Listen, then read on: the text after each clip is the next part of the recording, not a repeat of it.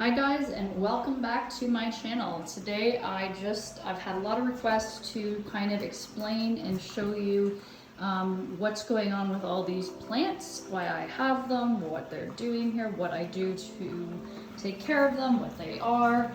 I guess the first question I've been asked is, why do you have so many plants? The reason I started getting into plants, as you know, is I do a lot of research and studied ecosystems.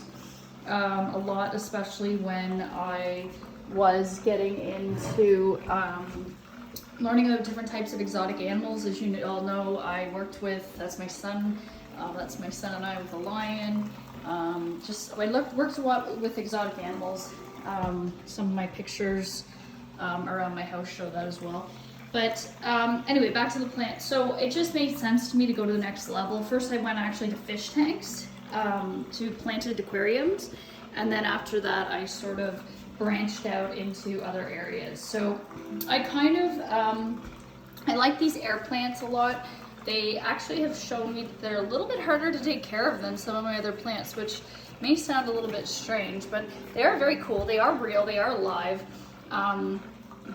They do bloom, they come in all sorts of different shapes and sizes. I do start a lot of root systems with old clippings of plants. So I've got some just basic plants like snake plants, money trees.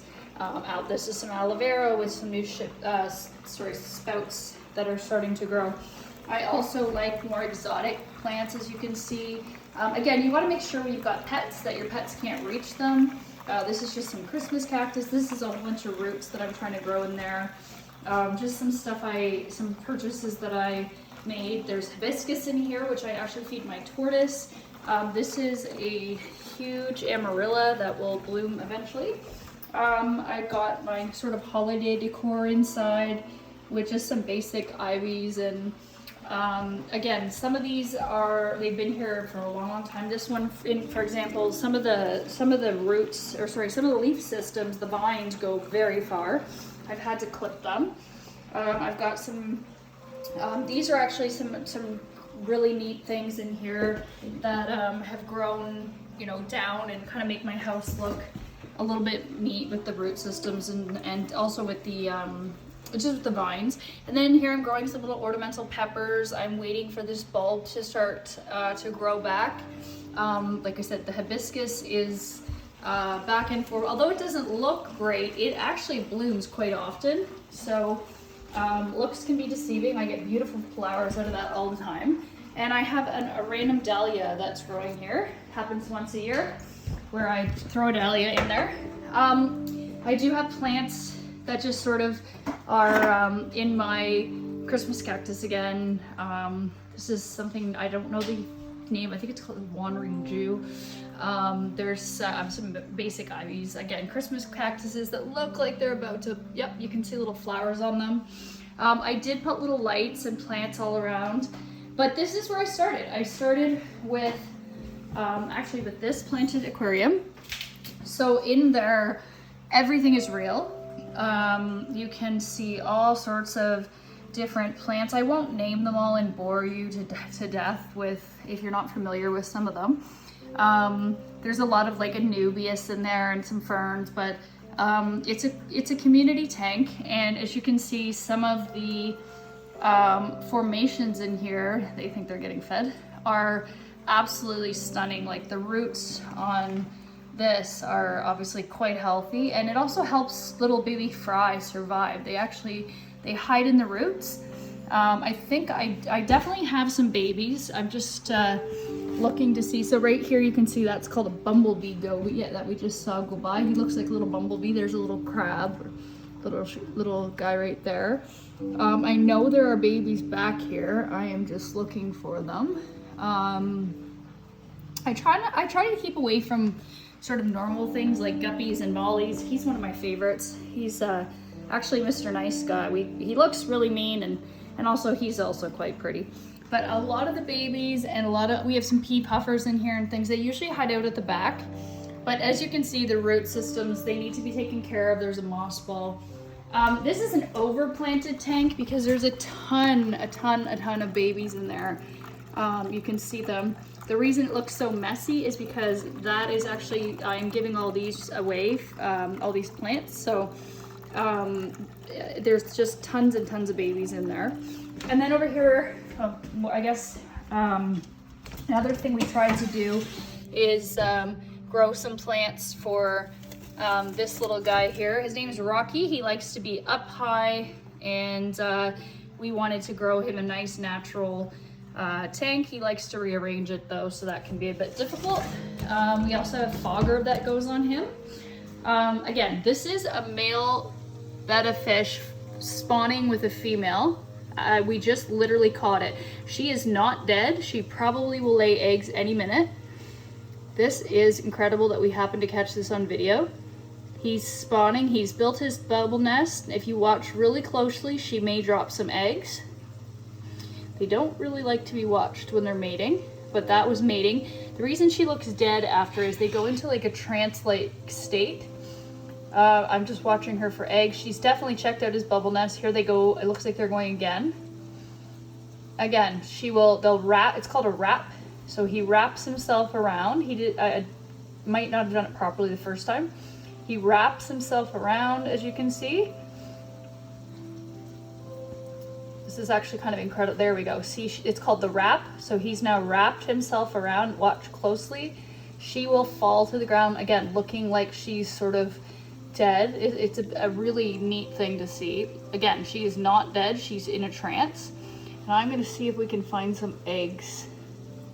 You should see if he did it correctly. Oh, we may be looking.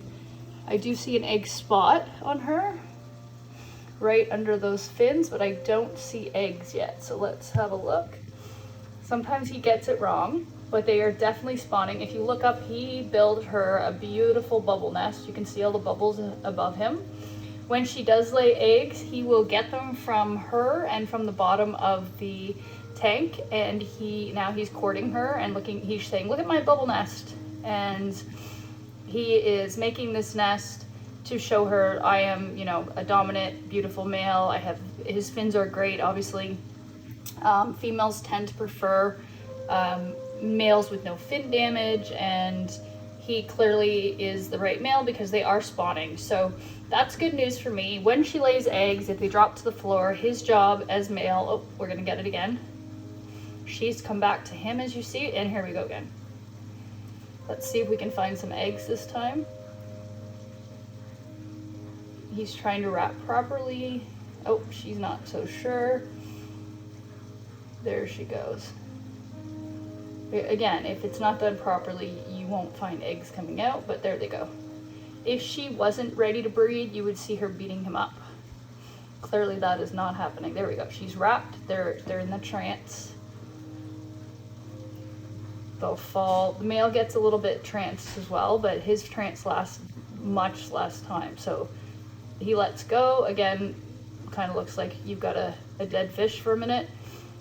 That's not the case. Let's see if she dropped any eggs this time. And you'll notice if she does, she's not dropping eggs this time. They may not be doing it correctly. Again, it's kind of hard to tell.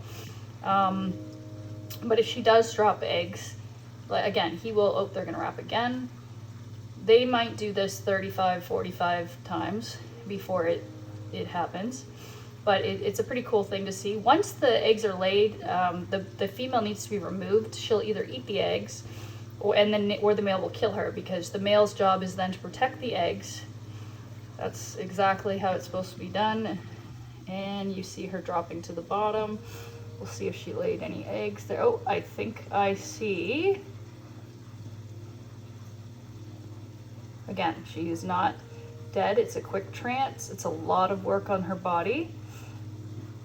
Sometimes eggs just fall out when that happens. He might not be doing it correctly. Oh, I think I just saw one egg.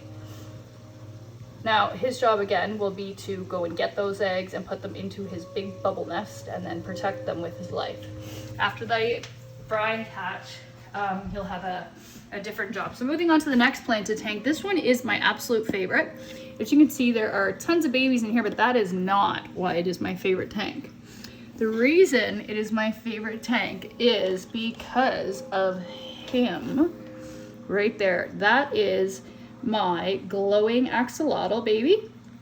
He eats awesome. He is an amazing species. All these plants are on rocks, so he can't move them around because they like to move around and dig up your plants. But he actually has some strange qualities about him that many people don't know about. For instance, if you were to accidentally cut off one of his limbs, it would just grow back. They are sort of the type of salamander that are stuck in the stage of metamorphosis. If you'd like me to do a video on axolotls and axolotl care, let me know. But this is his setup, and one of the cool things is, as you can see, I'm reminding you. Alexa, stop. He actually glows in the dark. It's better when there's a blue light on there, but he does glow in the dark. It's very cool. They prefer cold water.